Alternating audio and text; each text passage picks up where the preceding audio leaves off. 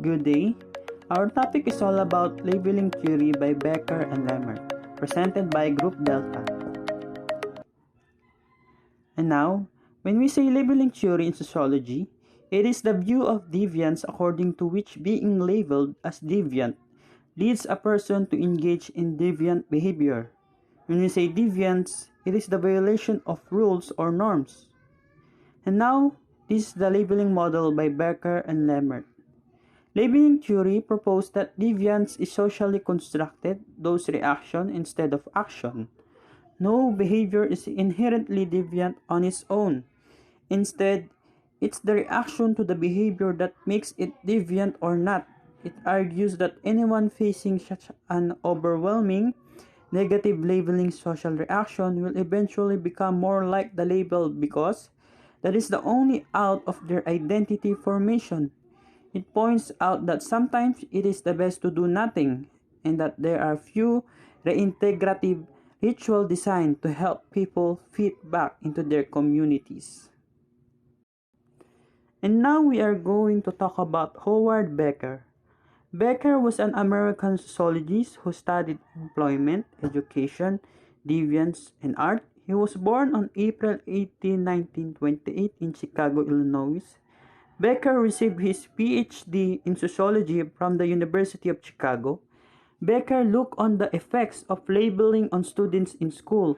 It was said that actions are only deviant because in society consider them to be individuals and the act itself is not deviant. When a deviant behavior is labeled, the label is attached to the individual. The individual may be labeled as violent, thief, or addict based on the initial abnormal activity. This becomes their master status, which take precedence over all other traits. The act of killing someone is perhaps an extreme example.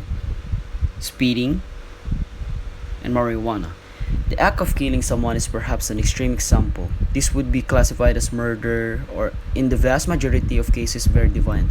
Speeding is a great example of technically a criminal offense that does not result in a criminal background. Many individuals would also refer to recreational marijuana use as an example.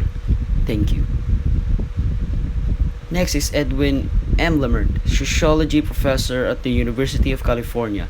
Labeling theory examines the ascribing of a deviant behavior to another person by members of society, primary deviance, secondary deviance.